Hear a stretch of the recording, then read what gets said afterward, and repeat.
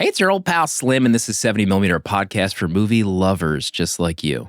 Disclaimer at the top of the show, we're not experts, but we do love watching movies. With me each and every episode is my close friend and artist, Danny Haas. Eat it, Spotify. And our close friend and Viking insider, Proto. Hi, Slim. Hi, Danny. I'm doing great. How are you? Everything is fine. I'm great. It's fine. We're all fine. It's good. How are you? Every movie that we cover is connected to a theme for that month, and this time it's NEWVEMBER, movies we've never covered on this show. But really that means we can choose whatever we want. You can use the chapters in your podcast app to skip to our main discussion, which is for Robert Eggers' film from 2022, The Northman.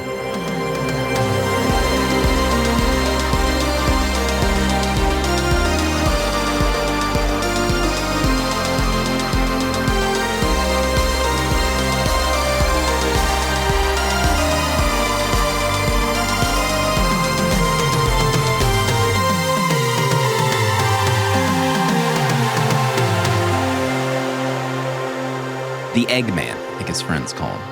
Eggy. Yeah. Imagine having the nickname Eggy. Becky, I like it. Eggy. We'll get into the Eggman himself later for the Northman. 2022 swept the COVID nation. Do you remember 2022, Proto? Do you remember all the way back when Northman came out in theaters? No. Don't recall. Where do we want to start this week? Spotify. Let's get into our holy war with Spotify that is kicking off tonight. Spotify banned us this week as of recording. They kicked us off the platform. They took every episode of ours down for several days, and they rejected my veto. They said we possibly infringed on someone's copyright and removed our entire show from the internet. Yeah. So that was pretty stressful this week. Danny, how did you feel when I shared my screenshots from no reply at Spotify.com? I was in the middle of like cleaning my kitchen and my like elbows deep in like suds and soap and water. On your hands and knees. Yeah. Just scrubbing. Hairnet. This is what I have to do in this house. 6 kids. Yeah. And I was like, I like pulled my phone up and I just like walked into the room with Casey and was just like tapping my screen, like, read this, look at this nonsense. I was pissed, stressed. This was like, was this the day of the election or the day before the election? This was the day before the election 2020. So we're already wound up to begin with. Mm-hmm. And these woke libs, Spotify, come after us. Okay, hold on. That's a joke, folks.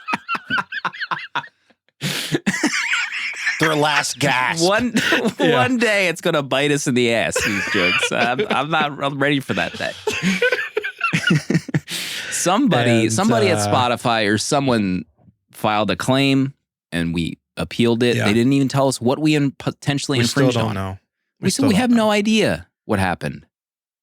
I had to make some phone calls. I was sending texts to see if I knew people that worked at these places or knew people that worked at Spotify because they rejected our appeal. That was it. Yeah. That was it. You know what? When I saw this message, I'll be honest, I had no fear for 2 reasons. One, because Slim, you're a dog. And I knew I knew they weren't going to put you down that easily. Yeah. It wasn't going to end there. But the other thing I knew is that they could take away our entire library, but they couldn't take our love for each other away. Oh. And even if we didn't have our old episodes, we'd still go. We'd be here recording tonight, even if we lost it all. So God. They can't stop us. Love prevails on this show. Maybe not elsewhere in this country, but love prevails on 70mm. So needless to say, we got back. We were restored on Spotify. Yeah. We're hosted on Spotify. So that's where the whole issue starts. And as soon as we were restored, I got the F off of Spotify. Yeah. Happy to announce we're on Transistor FM, our new hosting provider. New show sponsor. Yeah, if you want to be a show sponsor, let's talk. And honestly, like, it left such a sour taste in my mouth that I started using, like, it's another moving to another Yeah. corporate app. There's no like other music app that I can just use that's grassroots. So I started using Apple Music this week. Talk to Wow. me. I don't know what's going on over Lost here. list. I told my son and my wife, like, guys, you might need to start using a different app after this Mhm. because I'm not going to deal with this. I'll have to start looking for another wife if I try to get us to switch back to Apple Music again. So you're telling me right now in this show, you're still forking over at $20-ish to Spotify every month Yeah. after this fiasco, after our holy war has begun. I'm on the inside now. So, Danny, you're saying the one that would kick you to the curb, who Yeah. would leave you for nothing, doesn't care about you, delete your whole feed. You're going back. You're gonna go back to them. You're gonna keep donating your money, your hard-earned money to them. Is that I'll right? have to have a long think about this. Okay. Okay. This is people are growing, they're learning. That's all Yeah. we can do. But I won't bemoan anyone who continues to use Spotify that is not a host of this show. If you're a listener and that's where you float your boat, that's who you want to pay money towards, that's fine. We have a big show. Yeah. Northman, just at the bottom of the hour, we're going to get into it. We watched a lot of movies since we last recorded. We took a week off, so we have a lot to talk about. I'm not Yeah. sure how much Northman we're going to talk about. We watched it maybe 2 weeks ago at this point. But let's say hello to some new patrons. Casey, Alejandro, and Reagan all joined our Patreon this week at $4 a month. Got access to our Discord, uncut and longer episodes early as another perk, and then over 60 episodes in the 70 millimeter vault. So you can do that at any time. And just a teaser reminder for December, only patrons are going to get our episodes that are dropping in December. Yeah. That's it. Free and paid members, that's it. If you're in the public feed, we're taking a month off pretty much. More details to come. Become a free member. You can become a free It's member. our last safe haven when these platforms start deplatforming us. Oh my God. After It's what our Danny last- said earlier, I mean, Patreon, please don't remove us. I mean, if we lose Patreon, it's over.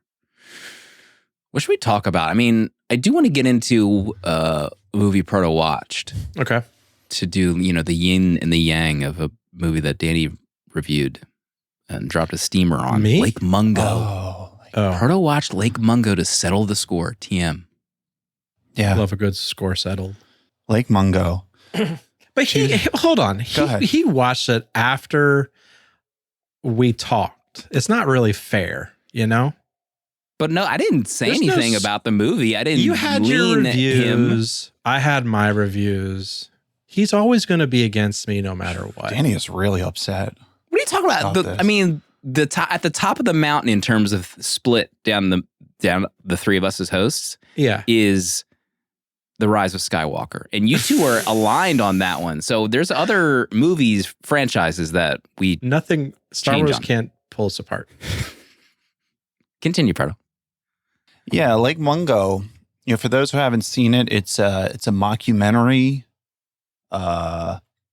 We've got a girl. She dies, and the family is haunted by her death. It is slow. It's not really. I guess was it marketed as a horror movie? I To guess me, it it kind was. of is, right? But it's not really like a normal horror movie. It's Right. much slower.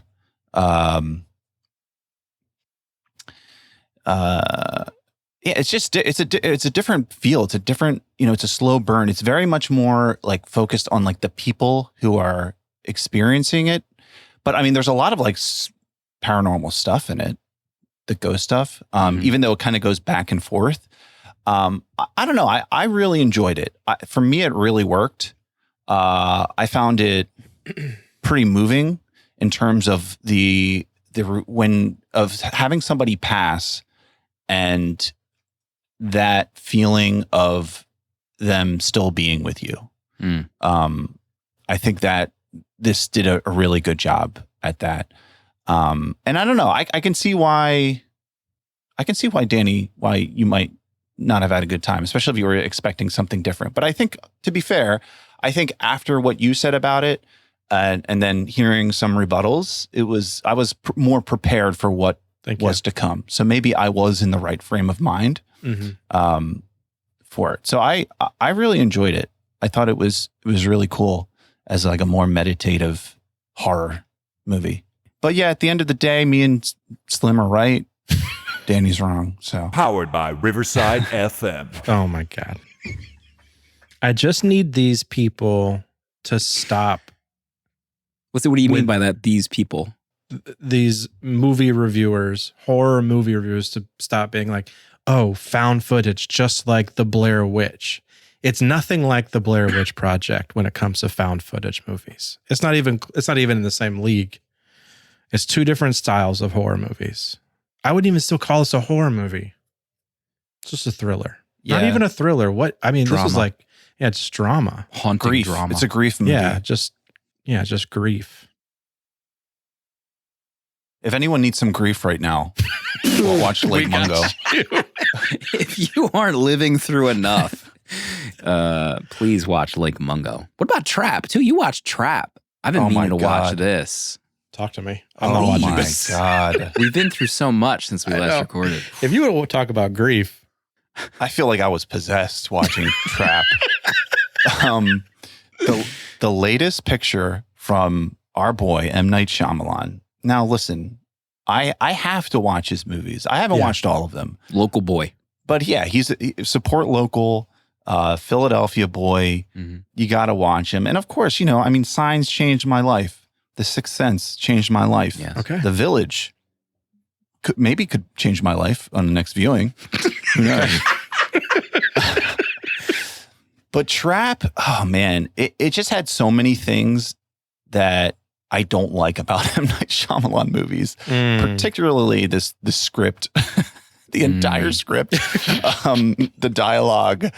It was just reminiscent of like the bad stuff that I've seen in his movies that makes me cringe, that makes me say like, M. Night, why God, why are you doing this to me? It's about, if you've seen the trailer, it's this serial killer who goes to a show with his daughter, and he finds out that it was a trap to catch him at this show at a stadium. But really, like every turn it makes, I'm like, what are we doing? Like, why did we do this? I liked A Knock at the Cabin. Yes, like I had a lot of fun with that movie. The Master. This kind of suffers from just like how it's set up. Like I thought A Knock at the Cabin like looked great. The cinematography was wonderful. This being set in a stadium kind of neuters a lot of like what M. Night can do, I think, in a movie. So even that's kind of hampered. It's just not as good to look at. But it's cool seeing Josh Hartnett in a movie again. Welcome back, Josh, to film. Jaron Blaschke was the cinematographer, or one of two cinematographers for Knock at the Cabin, The Lighthouse, The Witch, The Northman, and Nosferatu. There it Or is. some of his other There goes my movies. first note. We'll see everybody next week. I would love for us to do The Village on the show. It'd be fun. Mm-hmm. I have the power. Just before anyone says it in chat, you have the power, Slim. Please don't Yes. pivot. I'm excited about whatever you have cooked up for next week. Maybe it's The Village. Maybe it's already What locked. year did Someone that come check out? the Is that years. my pick? My God. Let's see. Real quick, I'll mention a movie that I watched. I watched a lot this week. I Were grinding this week. I let Pluto run free while I was sitting on my couch Lord have mercy. the last week and a half. I mean, there's some banger stations on Pluto, folks. Free. If you can deal with ads, I mean, you're set. I mean, listen to this diary. Tremors 2, Mission Impossible 2, Mission Impossible 3, Pet Cemetery, American Werewolf in London, This is Spinal Tap, Face Off, A View to a Kill, and the X-Files movie. Those were all things that I watched since we last recorded. That's insane. Oh, I didn't see that you watched the X-Files movie. How was that on a rewatch? Yeah. Oh my I just bit my fist. That's what I did on camera. We got to the point of the TV show where the movie happened. So we just finished season 5, nice. where I don't want to spoil it, but the on it. X-Files were closed. They shut them down again.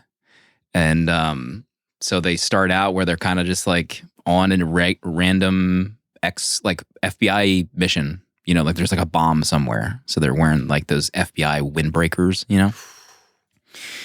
And eventually they stumble upon something like a storyline that's going on in the show, under ice, an ancient organism freed from ice.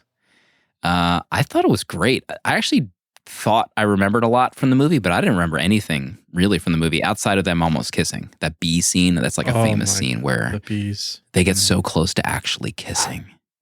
Like I was collapsing on my couch, writhing, waiting for it to happen.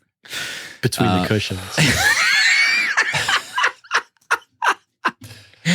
But it was really good. It wasn't like Chris Carter didn't direct it. It was like another TV director who stepped in, and I thought visually it looked, expensive. Like it looked like a movie. It wasn't just like a long X-Files episode.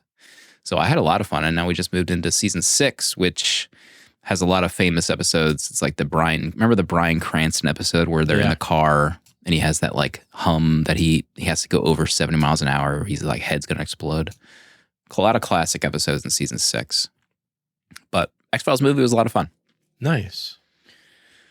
I think season 7 where Mulder leaves the show. David Duchovny, do you remember? I feel like that's coming up. Maybe, but I've only seen a couple episodes of 7. I've never finished the full run of X-Files. Yeah, that's when Robert Patrick joins T2. He becomes an FBI agent with Scully. Yeah, weird. Kind of goes off the rails. I mean, you could say it's going off the rails sooner than that, but yeah. I'm actually pretty excited to watch the reboot seasons again. I don't remember liking them, but I'm ready to give them another chance. Danny, any movies you want to talk about? God, let's see. Super 8, and I saw that. Yeah, got rewatched. Fired up Super 8. I can't really. I mean, I just fired it up for funsies. That's something I would love for us to talk about at some point, because I think Super 8. Like when I watch Super 8, I'm like, man. I mean, I like Force Awakens and Star Trek, but I kind of wish JJ would have just, I don't know, done some more stuff like this. Because I think Super 8 is a phenomenal movie. I have so much fun watching it. Probably one of Amblin's best, if I could be honest. It's insane that we haven't covered Super 8 on the show. It's insane. We have. What have we covered of JJ on the pod? Nothing, right? Oh my God. Nothing? Wow. How have we never done a JJ Abrams vehicle? Our only blind spot. Spielberg Jr. himself. Actually, speaking of which, I was perusing The Rock's Instagram last night in a moment of weakness. No. And I found him post a photo with he and J.J. Abrams. And Hiram Garcia, the mastermind behind Red One. I mean, was it a Bad Robot vehicle? I don't know. He didn't use hashtag Bad Robot, but I think he used hashtag Mana, hashtag Zoa, his drink. So I don't know what they're cooking up, but I just wanted to bring that up. I would say two things I'll talk about. One, Casey and I went and saw We Live in Time, the 2024 movie with Andrew Garfield and Florence Pugh.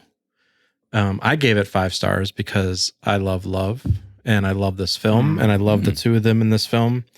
I wouldn't call it a rom-com.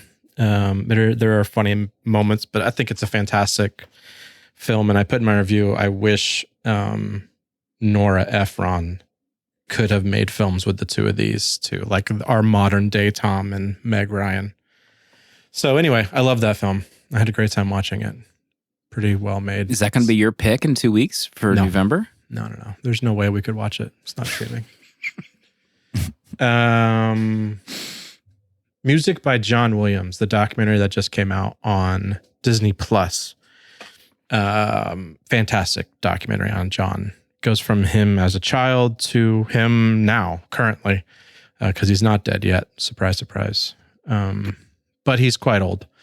But it's a fantastic movie. I mean, the beats where he works with Spielberg, but there were so many films and TV scores that I honestly didn't know that he did, that I got to hear. And it's just, I've been listening to him probably all week. Just anything that's on the music service that I won't name again on this podcast. Um, but yeah, if you care at all about John Williams or the music or even the stuff he's done on Star Wars, it's a fantastic doc. My problem is it's the same thing with the Spielberg documentary. It's all very surface level, and they kind of go a little bit deep into his past, but not really into like his like process and like really digging into how he works on these films and music score. It just kind of runs the gamut of his entire life, which I get. It's a lot to cover for John Williams. Mm-hmm. But it's fantastic. What's the I follow Kev from Austin Danger Pod on Instagram. Oh, and you Kev do? posts like those kind of fake quotes with images. It's like an actor and then there's like a quote next to it. I just was laughing at like a picture of Danny talking about John Williams. Like, John Williams, not dead yet. Surprise, surprise, but he's quite old. Click hole. Okay, there it is. Can we someone mock that up? Just mock it up real quick. Yeah, why don't we have a 70mm version of Click Hole with some of these random out of context quotes? Oh my God. That's kind of it. I watched The Strangers for the first time. Didn't love it. Oh my. Is that the home invasion Yeah, it kidnap was movie? terrible. What are you doing over there? It was, well, I've been told by the same people probably that loved Lake Mungo that this was a scary movie. It was just Liv Tyler screaming for 2 hours. That's about it. That's all I want to talk about. I saw The Strangers in theaters. Did when it you? was released. Yeah. I went with a friend who I wanted to be my girlfriend, but she refused. Refused? Yeah, I got friends because you took her to Strangers. Probably. What was the music video that Liv Tyler was in when we were kids? Was it Crazy? That Aerosmith music video? Do you remember that thing? Yeah. Pearl Harbor. We can't talk Enough about said. Hashtag enough said. I just feel like I have to say that Please. I watched To Live and Die in LA. Oh my Which- God. If you thought the only bangers that William Friedkin put out was The Exorcist, Sorcerer, French Connection, Hunted, Killer Joe. There's also To Live and Die in LA. This movie is a banger. People, you have to watch it, and we have to cover this at some point on the show. Yeah. 1985. I mean, 80s hard in this movie. We're in LA. William Peterson. Who knew this guy existed outside of CSI? I did not. But he's young in this, and then a young Willem Dafoe. I've never seen Willem Dafoe this young. My God, I didn't know he came this young in movies. Excuse me. Well, I mean, you said that. I was about to say young and quite hung William Peterson.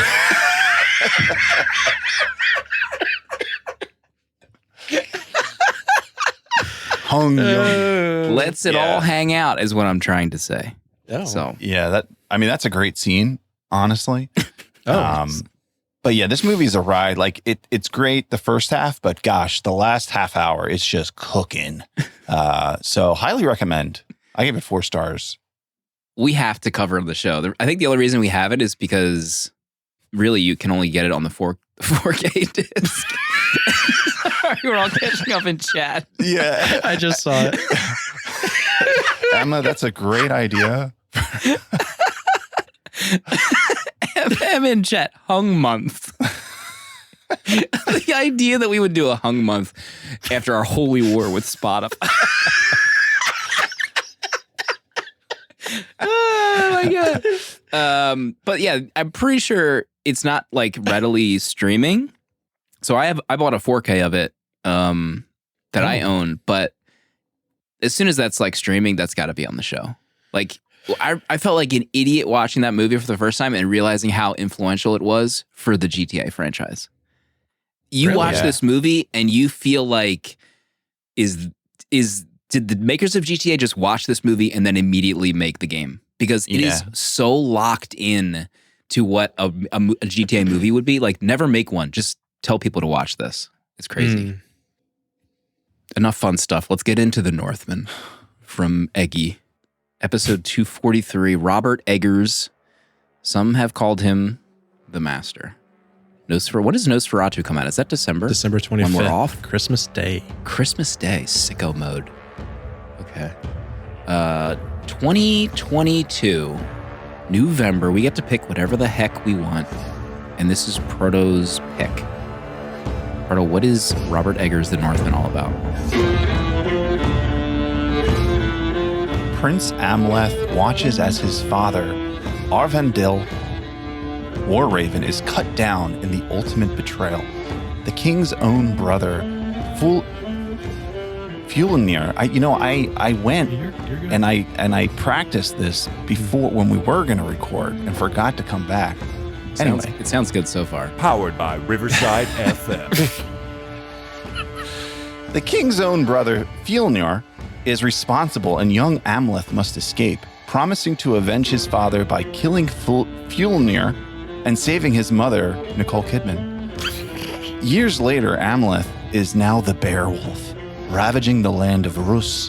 When he hears word of where his uncle is, Amleth disguises himself as a slave to enact a waking nightmare upon his uncle and all who stand in his way to fulfill his fated revenge. The Northman. Finally, Eggers on the show. Insane that we haven't had an Eggers film covered on this podcast until nearly 250 episodes. Danny, top 3 Robert Eggers films. What's at the top of the list? Top of the list, Lighthouse. What? Actually, the top of the list is Nosferatu, because I know it's going to be amazing. So Nosferatu, Lighthouse, and then this. Really? I like The Witch. Don't get me Doesn't wrong. sound like it. It's good. It's not a top 3 Eggers. He's done like what, 4 He's films? done 3 films. I think The Witch would be at the top of my Robert Eggers Mount Rushmore. Oh, Yeah, I had a lot of fun with that one. he doesn't have enough films for this. Nosferatu might be my number 2. I'm excited. I still haven't watched a trailer for Nosferatu. I'm pretty You haven't pleased caught with one at all? myself. I feel like Art dropped a Photoshop of like what the vampire looks like in maybe another Discord of ours. Was that the vampire that he photoshopped on a photo? I can't keep up with his Photoshops. I thought maybe I should just not watch the movie now. He tried to avoid a trailer, Yeah. and then Art just drops what the vampire looks like, driving what looked like Vin Diesel's car from Fast and the Furious. Like it kind of kills the vibe that I was going for. That was Blade. And then I'm gonna leave it there. I'm not gonna reveal the rest. Proto. Oh, okay. I guess we can just not Yeah, I guess. talk about top 3s if It's we don't his want own to. rules. We all have our own rules. Some people live by their own set of rules. For me, it's been a long time since I've seen The Lighthouse and The Witch, so I'm not really sure. But I'm going to say I think Northman is number 1 for me. Hello. Wow. I need to rewatch The Lighthouse. I think I'd have that as 2, and then Nosferatu as 3. So he doesn't have The Holy Witch top smokes. 3, so. I mean, all right. Berate him. I'll change my tune from 60 seconds ago. And what did I say? The Witch, Nosferatu. I'll put The Northman as my 3rd. Eggers. Okay. My other top 3, I was going to be your top 3 favorite kind of eggs.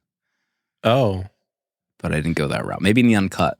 We'll talk about that in the post. We can get into egg talk then. Yeah, we'll get deep in eggs.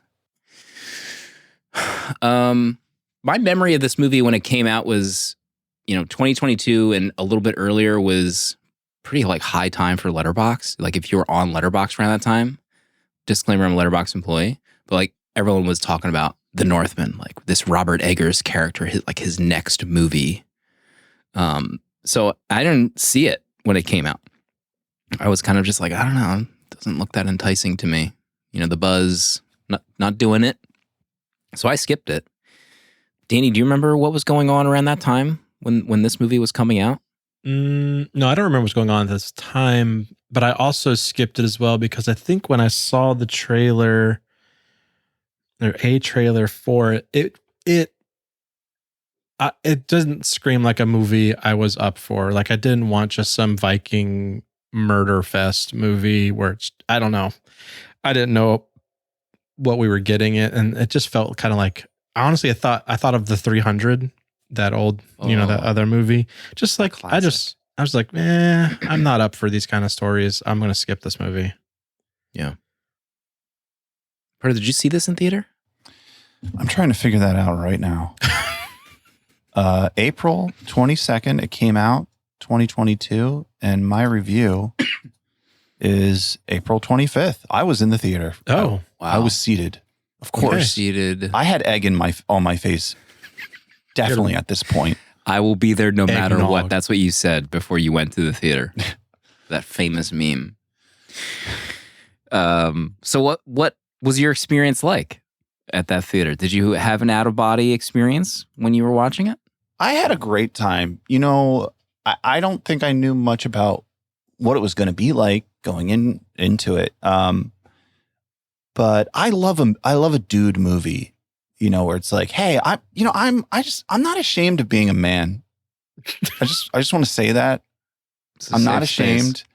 I've accepted that fact over the past 10 years that, hey, this is who I am. And I can like things that men historically like. And that's okay. So I can be a dude and go to a movie and being like, hey, I like the Northman. I like Vikings. I like when, they're killing people and, not having their shirts on, wearing bear skins, dancing around a fire. Or even just fighting in the nude. Fighting at a volcano. Yeah. I mean, grappling with another man nude is probably an important experience if you get to do it. Things. Mm-hmm. Next 70mm summit. This is why voting matters, people. So on this particular viewing, what was at the top of your list? Did you watch a 4K of this one? Was this a 4K watch? I did. Yeah, I got the physical disc. Hello. Put it in my Blu-ray 4K player attached to my TCL television, in my upstairs room. And I'll give you guys 30 seconds. I want to know what your favorite revenge movies are. Oh. So take some time right now as I say that I love revenge stories.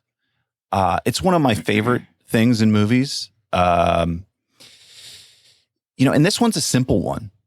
And it doesn't have to be complicated, right? You got a kid, father gets murdered by his uncle, and he's after him. And that's the story.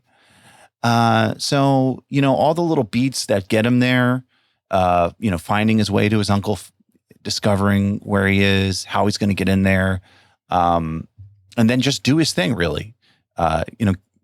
Kill everyone who lives there, right, and kill his uncle. So I just love, a good time of revenge. And I was thinking of what are my favorite revenge movies? I was looking up lists. I think there's a few obvious ones, but one that I do love that I maybe someday we'll do it on the show is Wrath of Khan. Whoa. Botany Bay. Okay. You guys remember the beginning of Wrath of Khan? No. I just remember that Kirk's kid is in it. Right? His son or something? Billy? I honestly don't remember. But I remember what's his face with the mullet who is seeking revenge. What's his name? He's a famous guy. Montalban. He was in the Naked Gun movie. Ricardo. So that's one I love that movie. Also The Princess Bride. Oh. I mean, there's a great little subplot of revenge in there. Well, yeah. So okay. I just did a quick Google. This is, off the cuff revenge movie. There's a lot of movies that I love that are revenge movies. My God, Man on Fire? Are you kidding me? Hello. Creasy? Who? Denzel Washington? Where was Oscar for Man on Fire? That's what I want to know. I guess some of the obvious ones are probably Kill Bill. Yeah, that would have been mine. Inglourious Bastards is considered a revenge movie. I remember when that movie ended, I stood up and I said, this might be the greatest movie I've ever seen. Maybe Inglourious next Bastards. year we do Revengeber. Oh. Next November. What about you, Danny? What are some I said good Kill Bill. revenge? That's it? You're not going to say Italian anymore? Job. The Italian Job. The new one? The new With Wahlberg? Oh, who gets revenge? The car? Wahlberg. Oh. And Charlize Theron. Oh my gosh. That movie, did that come out 20 years ago? We need to do it. Yeah, I remember when that movie came out. I think I was working at West Coast. I just remember that. Who's the other lead in that? Edward Norton. Edward Norton. I just That remember mustache. reading that Edward Goatee. Norton was like contractually obligated to do that movie because he like bailed on something or wanted to do a different movie. So that's the only reason he was in that movie. He definitely looked like he was forced to do that movie. Photo that Paul posted. Oh my God. It's such a good movie. You guys are out of your mind. I mean, this cast. Dr. Oh, wait. Wrong clipboard. I just posted an X-Files photo again. What is happening? Listen, everyone, hold on. One of the other movies that popped up for a revenge movie was Nicolas Cage and Mandy. I loved watching Mandy. I didn't see Mandy. That Oh, is yeah. a wild movie. Yeah, that's great. Hippie Did that cult come out like around that drugs. Colors in Time movie or something he did? I'm not sure. 2018. This movie does have very trippy colors, visuals. Oh, yeah. Oh. The Color from Outer Space or something? Yeah, you're right. Right? That They were wasn't close the movie. together. I keep getting them mixed up. Should we get into this Northman movie? We're not into it yet? Get We're back not into even. it? We haven't even started yet. So wait, was that your first point? Revenge movies, Proto, for the I, just, Northman? I love the story in this. I just think it's so fun. It just moves at a good clip. It keeps me engaged. Mm. Love Amaleth's journey. I will say that the journey itself, I was not expecting the way it went. Like he goes to, so like he escapes as a child after his dad is murdered, his mother is presumably kidnapped, and then he's going to go out for revenge. But it's like years later and he's kind of just like, a berserk, what do they call it? They're berserkers. And he's just like a hired, murderer. Like they go to villages, they destroy people, and then they rest and they just do the next thing. So he hasn't really like kept up the hunt for revenge, unless in his view, this is part of his revenge. And then like at the end of one of their murder, trips, he finds out that they're sending some of the slaves to the farm of the guy that killed his dad. So then he goes there. And then you find out that like I feel like the whole movie, at least in my view, I was like, is Nicole Kidman in on this? Like, is she in on this? And I know before anyone yells at me, like this is a classic story where like you should know the story or whatever. I was like, she's in on this, right? Like she was part of this because they like don't really show you their conversation where they meet up again, him and his mother, until like later in the movie. And then she like kind of wants to get it on with him, her son. She's like, let's marry each other and bone. Take this moment. Which, spoilers for December, I mean, we literally just talked about a movie that had like a similar plot. Excuse me. But I almost felt like It's such a crazy thing to say. Such an insane thing to say. when we get to it, you'll know. You'll in get December. it. But like the revenge story, I felt like, wait a minute, like who's the bad guy here? Because like Fjellner, he's doing bad things, but I'm almost like, I mean, in the grand scheme of things, this guy isn't that bad. Like he kind of rescued Nicole Kidman allegedly from a life of being a slave. Yes, he's a bad person, but So like, he killed his brother. and I don't know, like I wasn't invested in like, yes, kill Fjellner. Like, yeah, I want to see him get it. Like, I don't know. There was like, who said it in chat? There's a little bit more nuance to some of the characters. Yeah, Gray says their characters are all pretty nuanced. Like, it wasn't as cut and dry as like a typical revenge story. Like, I cannot wait to see this guy get offed. Yeah. Like, there's a little bit more to it. Yeah. It's no Old Boy. Oh my God. Oh boy, dead in a ditch. Yeah. I agree because I think it's a 7-year jump to where he's older and then he's this berserker. They raid this village. And then the next scene, he finds his uncle's mailing address. Like, can you imagine trying to find somebody at this point? And part of the chances that he ends up like having this connection is like, oh, I'm going to find him in a little bit. Yeah. But then like the fact that it goes that way, it's like, oh, wait, he's pretending to be a slave. And it feels like such a weird turn, like a direction for the story to go in. Rewatching it this time, I felt kind of like, oh, this is so weird. Like you're like, yeah, he's a Viking, but then he's just gonna throw that away. Yeah. And then the other thing I was thinking of, like, he was treating Nicole Kidman Fjolnir. I feel like such a goober, kind of like defending Fjolnir in this segment, but like, I don't know, like they have conversations in this movie. He has conversations with his son. His first scene is with his son telling him why it's important for him to be seen doing hard labor. And it was like, this guy doesn't seem evil. Like the way he was conversing with his son, I was like, what's going on here? It's important for the slaves to see you doing hard labor. But you know what I mean. No, I put track on a with show you. for them. I mean, the Nicole Kidman speech to Amleth, you're kind of like the way she paints Ethan Hawke, the king who's murdered. That, it all kind of flips the script on you, and you're like, wait, Amleth, is this the path you should go down? Mm-hmm. And you can even see it in his face, like his whole world is turned upside down in that moment. Yeah. Danny, first on your list? The first on my list was I realized watching this that I love seeing like a ritual take place for like different, either religious beliefs, paranormal stuff, like the ritual of him, the king, Ethan Hawke, and the boy in the beginning. Like that first 20 minutes for me, I'm like hooked into this film because I'm in love with everything I'm seeing. I mean, what's his name as the like shaman of that moment? Defoe. Yeah, Willem's character. Like I'm just like eating up that entire scene. I was in love seeing that. But then it kind of continues, like even like the berserkers doing like the dance around the fire with the shaman doing the drum. Like I love seeing all of this mythology, religious kind of ritual take place because I don't know, I just kind of love that kind of stuff.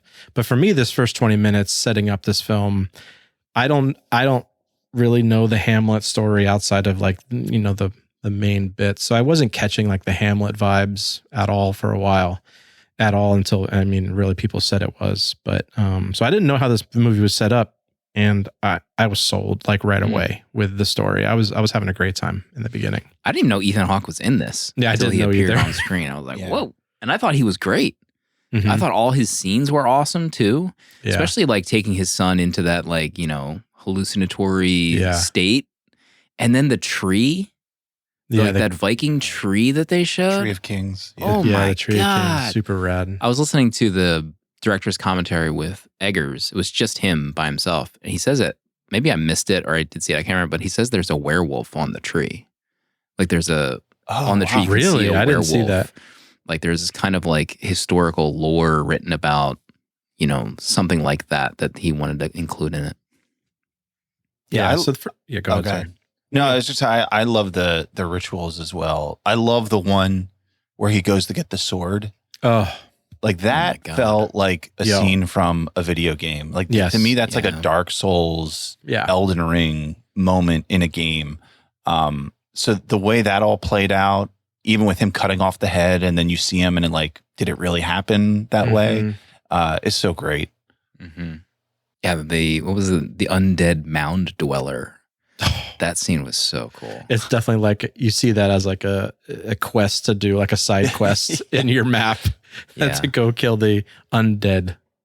Yeah, the beginning of this movie was tops.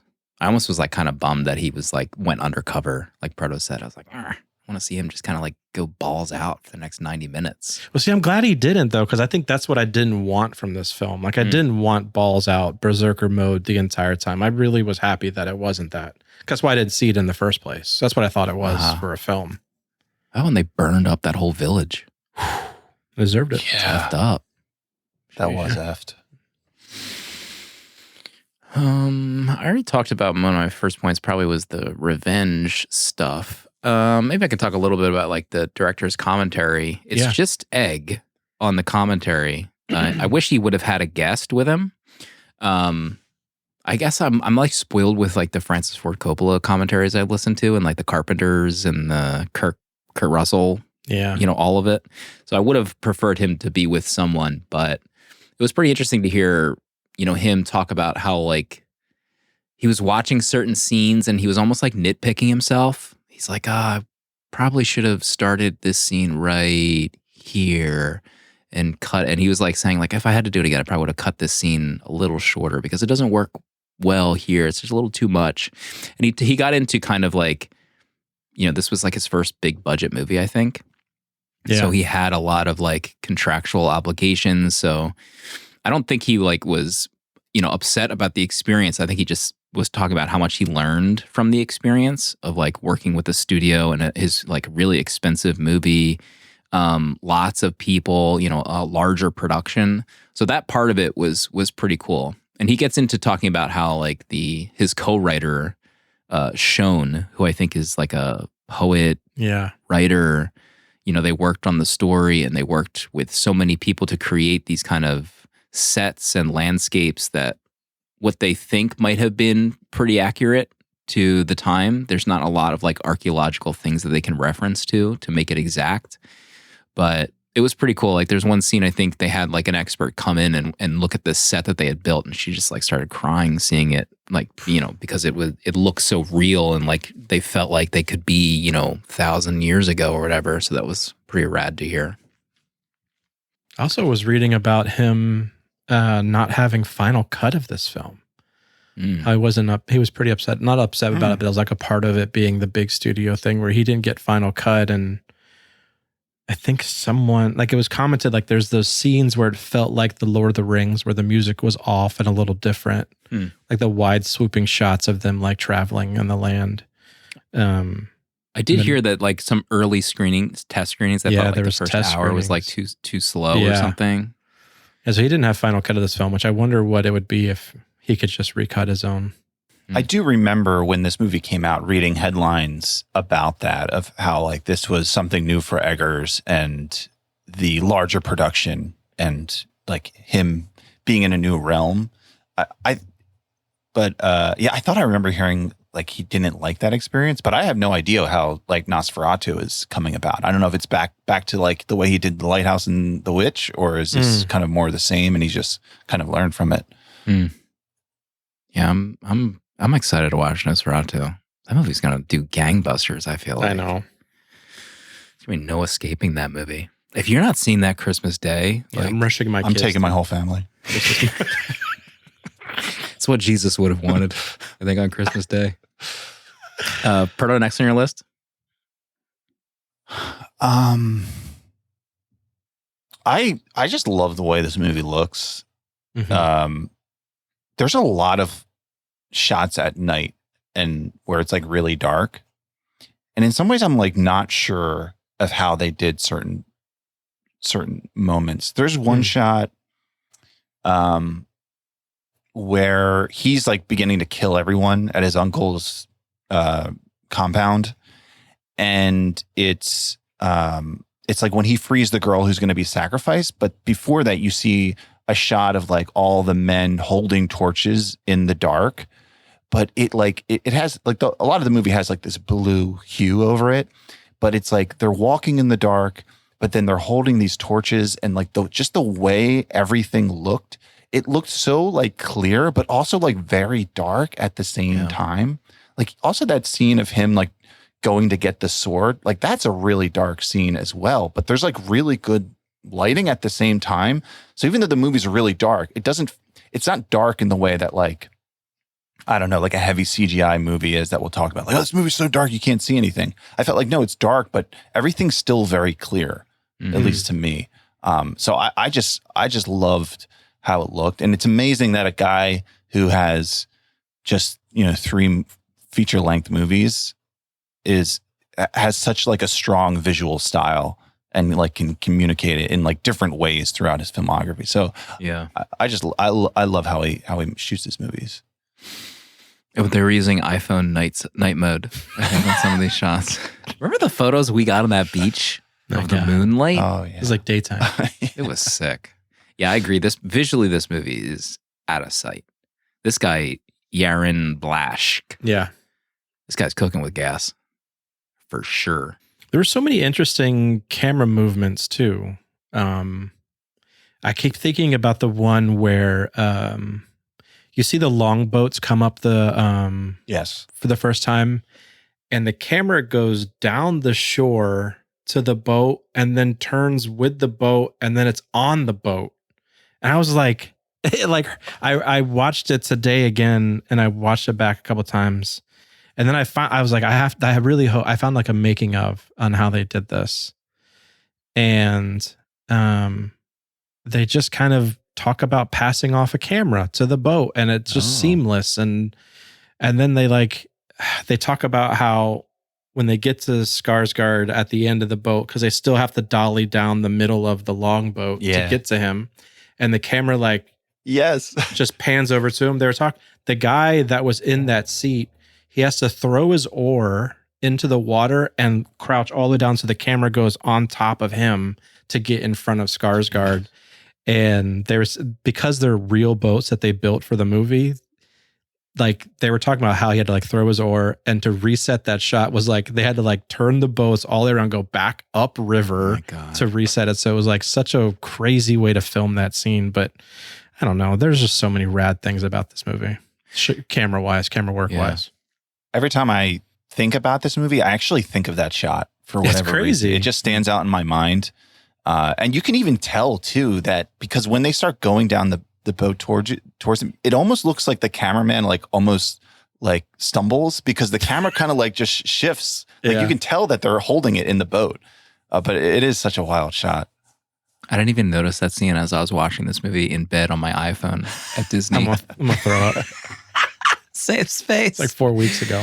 But I did in the commentary, he talks about long takes, like and how difficult they are and why they're not done today. He was talking about how like it's so important that everyone you're working with is on the same page and everyone is working at like the top of their game because they're so difficult to pull off because so many departments need to be perfect like for those shots to work. He even like talked about, we were talking about the lighting earlier, but the scene where he confronts Nicole Kidman finally after being a slave at Jolnir's farm. Like she's kind of like, I think front lit when she is first talking and she's like shocked that he's still alive. But then as it like slowly reveals that she, she begged for her husband and him to be murdered. Like the light changes on her. And it was like a very concerted effort. He was like really happy with that, like to the point where he was describing that scene. So that was pretty cool. Yeah. Watching Eggers talk about this, people were saying like this is like the most accurate Viking movie like ever created because of how deep he went into like building the small things as like a sword or the poles in the middle of a building or something.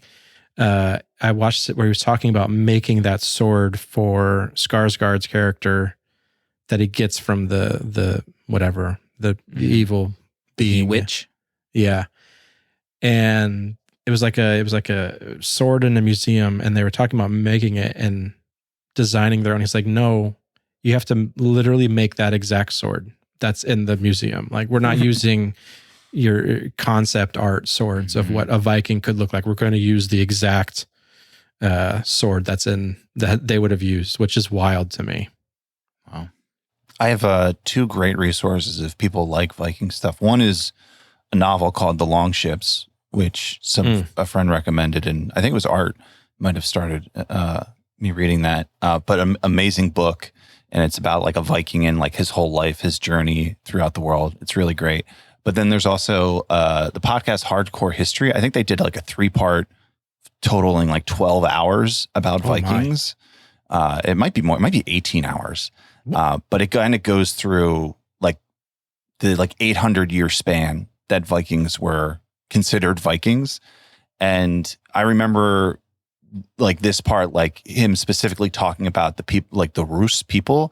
And I think what that mostly meant was just like when they started going upriver in Europe, because what they did is like they ravaged coasts in like England so much that after like, 50, 100 years, the people would get like, all right, there's Vikings going to come terrorize us. So we have to build fortifications, whatnot. And that was too hard for the Vikings. So they started just going up rivers and finding new towns to pillage like it during raiding season, which would be in like the summer. And then they like go out the river, up the ocean, back to, Iceland or wherever they were. Is wild though. They would even like at certain points they'd get on rivers where they would then have to carry their boats because like the river would stop or whatever, or it'd be dried out there, and then they would just pick them up or haul them over land to continue up the river. It's just wild stuff. We have a voicemail about the Northman from Alejandro, so why don't we listen to that now? Hey guys, Alejandro Diosa here, newly minted VHS Village intern. Thank you so much for building this community. I'm so excited to be a part of it now. I saw that you guys were recording for The Northman, and I had to call in immediately because this was a 5-star movie for me when I first saw it. I saw it opening day, according to my letterbox. I completely forgot it was opening day, but I took an edible before I went to the theater, and it kicked in right when Willem Dafoe is giving psychedelics to Hamlet and his dad, who's played by Ethan Hawke, which I didn't even know until the credits. But yeah, when that kicked in, man, I was in. I was a wolf. I was gonna go.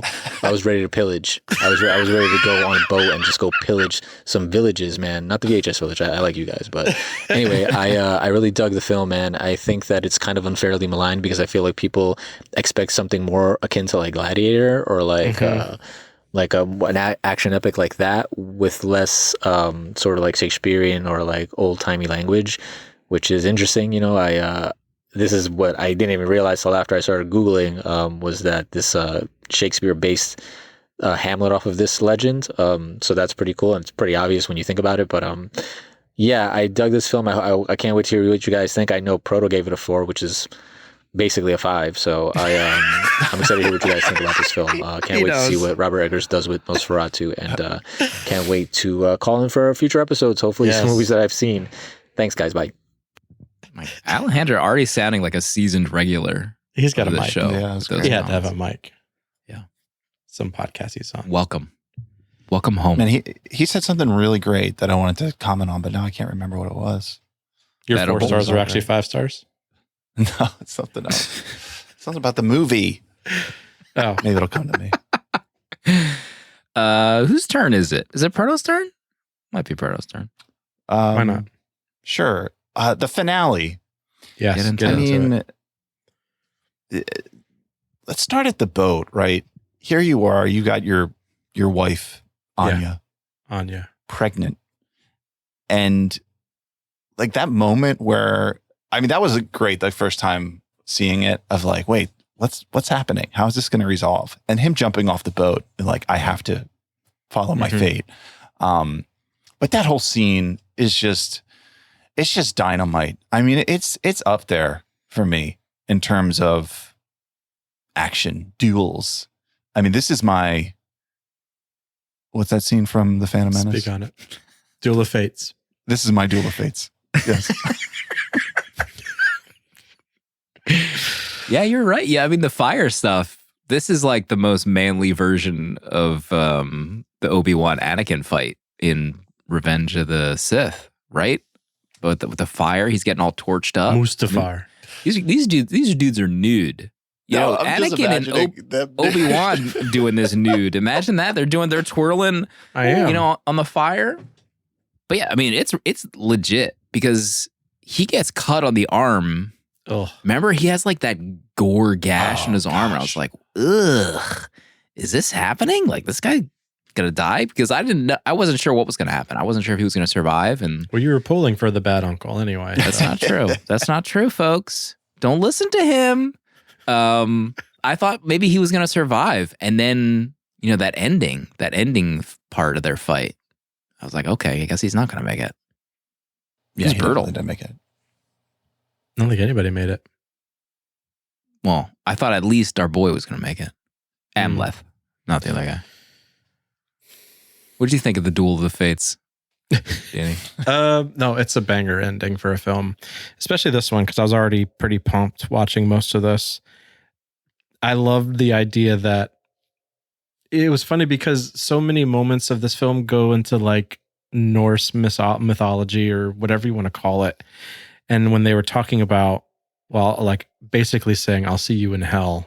Like I was like, are they going to like ascend or descend into like the pits of hell and fight like some sort of mythical moment? And honestly, I only remember seeing the like volcano a couple times in the background, but I didn't click with me that they would just, walk up to a lava pit and duel each other nude. Right. I did, when I was watching some behind the scenes stuff, find like an image of that, and their junk is in like a little leather sack. I was like impressed that they could keep it all in there doing these scenes. I mean, safe space, I was looking. I was like, are they actually nude? Like, I was trying to see if something was going to appear. But they actually, I mean, they had the mist kind of like strategically placed a few times. Ethan Hawke wishing that he could have been in that scene.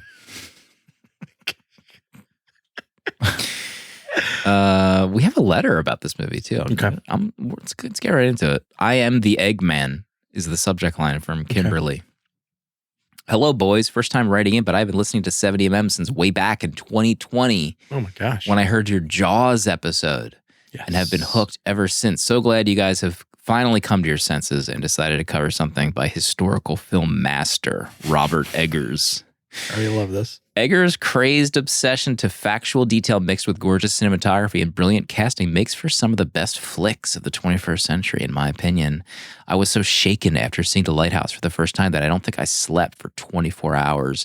True horror. I love his unique folklore, mythology-based subjects and stories and consider him to be something of a modern-day bard. I was so hyped to see The Northman that it was actually the first movie I went to by myself. I had such a great time that I now go alone frequently. Solo Cinema Club. Yes. That's a great name. Solo Cinema Club. Should we get a shirt that says that? What can I say about the film? From Skarsgård's ripped abs and bloodthirsty quest for vengeance to Defoe tripping balls and farting in a cave, this pick was a fun ride from start to finish, and Bjork's role as a fortune-wielding Slavic witch, as Slim would say, quote, "Are you kidding me?" End quote. Love the show and thanks for creating a fun community to be a part of. Absolutely cannot wait for his take on Nosferatu. All the best, Kim. Thank you, Kim. Agree. Solo Cinema Club. Yeah, we got to make Solo Cinema Club shirts. Let's get patches and stickers made. Thanks for the idea, Kimberly. This is not a legal binding agreement that we owe you any money. Should we make any money off of this idea? Mm-hmm. Just kidding. I'll send you a shirt, though. Let me see if I have anything on my list. My first note of this movie is this kid gonna be decapitated. When the little kid appears like all happy, I was like, is he gonna get his head cut off in the next second? I also forgot Nicole Kidman was in this. Totally forgot. This looks like a giant pain in the ass to film. I mean, they built it all. That's what's wild. Everything's crazy. Legit. She mentions to Ethan Hawke in the onset of that movie that she talks about like how his father had to do this. She says something like, yes, but he had to kill his uncle first. So it's like already in the family lore that like an uncle has to be killed. Yeah. I was waiting for her to wink to the camera after she said that, but it didn't happen. The He Witch. I thought that was pretty cool. Oh yeah, that chick singing right before she gets sacrificed. Mamma mia. Cripes alive. Should do that more often. Lots of horses being sacrificed in this movie. Yeah. A lot of decapitated horses. A lot of decapitations in general. Not practical. Weren't we just talking about decapitations? Yeah, with Sleepy Hollow. Oh yeah. So I don't have any more notes, but I'm at 4 stars for The Northman. Okay. Visually, it's fire. Beautiful. It's gorgeous to look at. This Eggers, or Egg, as his friends call him. I mean, he's got the juice, I think. I think it's the nog. He's Ooh. got the nog. Oh. Danny, anything else that we haven't covered yet? I mean, I have Alexander written down, I have Anya written down, and I have Bjork written down. And I thought, I mean, Alexander's body in this. Yeah, it's nuts. Insane. But he walked around like a hunchback. His arch is... Is that like historically accurate for... I was waiting for him to like stand upright. Yeah. There's a scene where he's just walking next to the camera and was like, Alexander, can you just stand up? Yeah, it was interesting. This looks painful. That Where's pose. bear wolves coming out of him, you know? Can't help it. I think Anya's awesome in this as well. I didn't realize that Eggers basically gave her first. I didn't realize The Witch was her first leading role or big movie role. It's fun when they work together, but I think she's fantastic in this as well. I don't think she misses much anyway. But Bjork's scene, I was just like, hell yes. Her headdress, the like wheat crown that she was wearing with the kind of shells over her third eye. She looked dynamite. And that whole scene was just blowing me away. Talking about like ritual and stuff. I honestly was just like, do I just make her the art for the week? Is just that shot of her? Because she looked so badass. I loved that scene. It was incredible. Yeah. The hell fight. Let it out. I'm a 5 stars. I love this film. I was blessed that it was not some gore fest. I mean, it's got brutal moments, but it's not really about that. I liked his journey. I liked the dipping in and out of what's real, what's myth, moments that they do. I love this film. I had a great time watching it. Wow. So happy. Plus. Good pick. Yeah, I love how it just hits on, like, in terms of like Norse mythology, it hits on like everything. Like we didn't even mention like the Valkyrie stuff of like him. The Valkyrie So on the horse, like riding into Valhalla. Was she wearing braces? You know, I don't know. You It looks saw like that, right? braces, right? Yeah. It's like she's got braces on. Crazy what they have in Valhalla. Full The dental orthodontist plan up they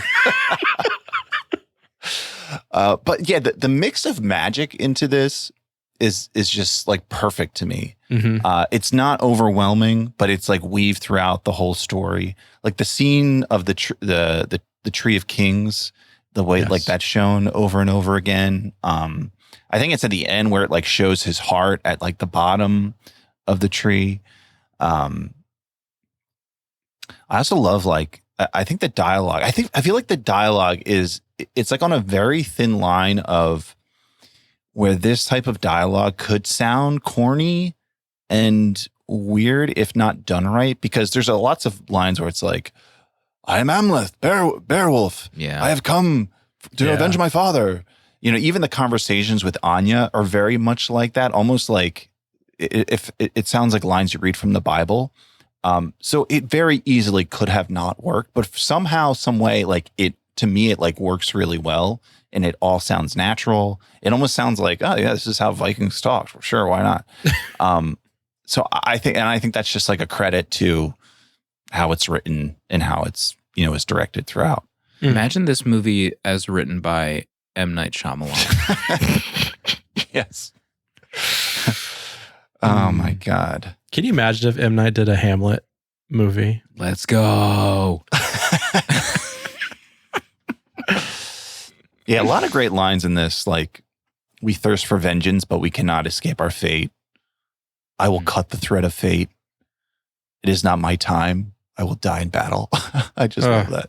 All that stuff, the Viking stuff of like the thirst to die in battle is great. The sword through the nose. Oh my God. Holy moly. I mean, there is some brutal stuff in this movie. Like that kill is insane. Yeah. How about when all the guards were like cut up and attached to that building? Oh my God. Yeah. Yeah. Even then, like the sacrifice at the son's funeral. Yeah. Like how bad would it be for like a young girl, like you find out like your king's son's dead and like, oh man, is it my time too? Oh God. But maybe they're like accepting of it. I mean, she seemed pretty accepting of the whole thing. Mm-hmm. That's why church was so important during this time. This is why voting matters. I'm at 4 stars, staying at 4 stars. This movie rips. I just have a great time watching this. Yeah. It not a disappointing moment. Eggers. It's a shame we're off during December because I feel like at least one of us would have chosen to do. Well, We already know what the theme is for January. We'll see. We're off, folks. Don't expect. Yeah, a don't expect Nosferatu episode. anything. We have one more letter to get to. You can shoot us a letter or a voice memo at 70mmpod@gmail.com. Let us know what you think of our holy war against Spotify and how we will prevail. The Spotify jihad. In the end. We love Pocket Casts. Love Pocket Casts if you're looking for a podcast app. Yes. Music app necessarily. Unfortunately, you're still stuck with Corpo Title out there. Subject line, love from Jack. Hello, 70mm. I know that it has been an extremely stressful week for this community for a magnitude of reasons, but I just wanted to say thank you for all the hard work you guys put in every week to keep us entertained. As of me writing this, I have now been listening to the show for 1 whole year, and my only regret is that I did not begin listening sooner.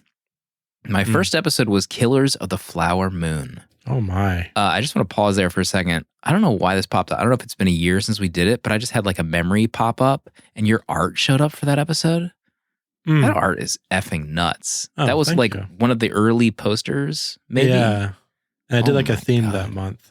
What was It our was theme? It was November, insane. but we did new movies. Wait, I forgot we did November already.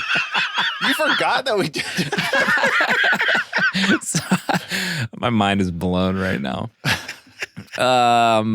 Someone please post the art for Killers of the Flower Moon. got it. Chat. It's so good. The tall art. I got it Both- right both here. of I you. got it. Thank you. Thank you.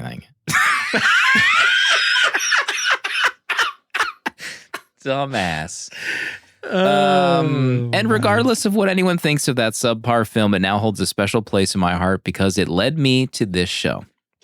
This has been the roughest year of my life due to issues with school, breaking up with my girlfriend of almost 4 years, and just trying to figure out who I am as a person. But throughout all of that, I have always been able to count on this show to give me an escape and watch movies with some friends.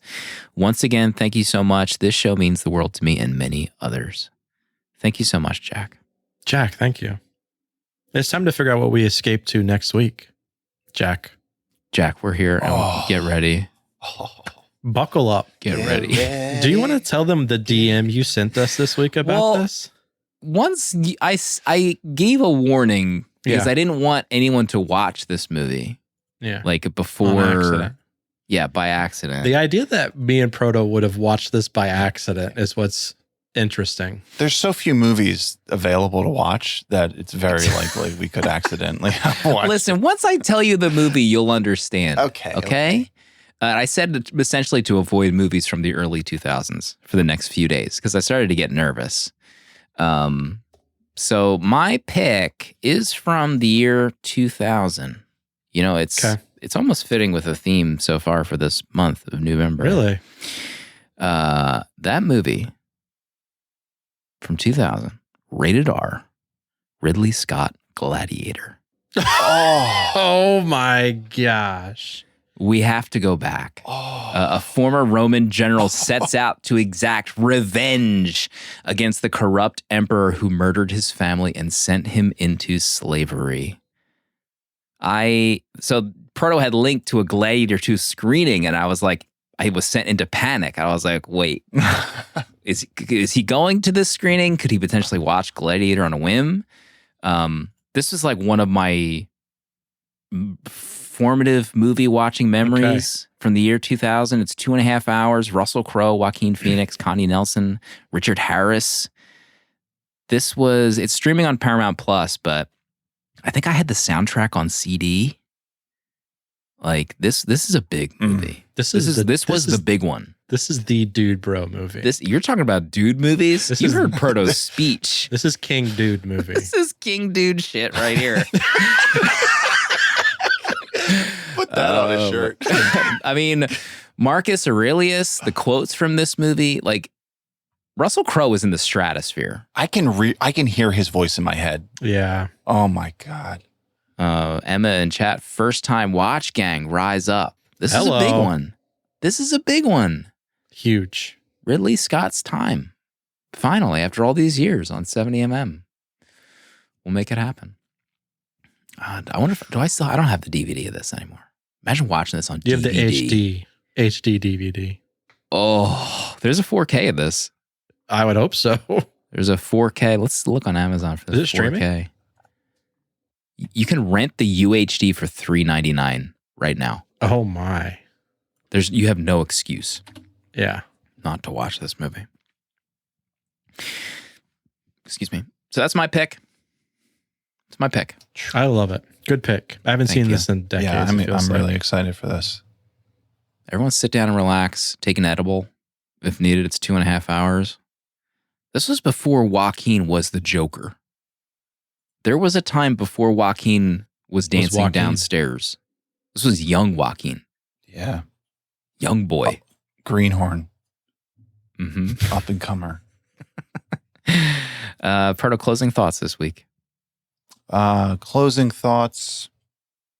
It's been a hard week, right? But yeah, I don't know. I don't know what, I don't really want to say anything other than we're still going to be here. Things change, at least here in the United States, in a drastic way. But we're still going to be putting out episodes. Right. I remember 2020 when this show started. Movies kind of saved my life at that time, I feel like. Just the state of the world. And, maybe movies can save me again. Movies save us. Movies, The Return. 2024. Well said, Proto. We'll see everyone for Gladiator from the year 2000.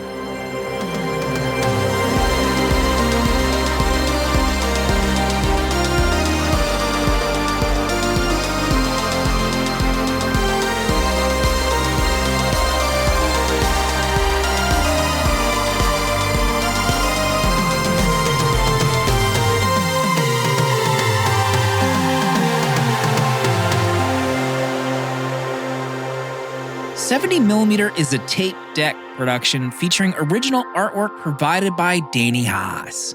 Spiritual guidance and V'ger, the robot who loves movies, provided by Pertalexis. Producer at large Dale_A. And music composed by Cinematric. Prints and other merch are available on 70mmpod.com. This episode was mixed, edited, and produced by me, Slim.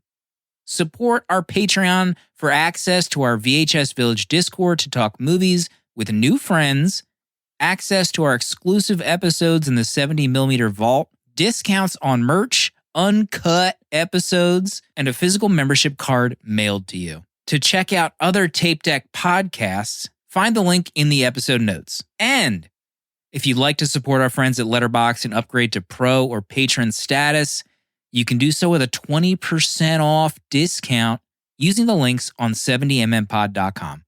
Goodbye. This is a Tape Deck podcast.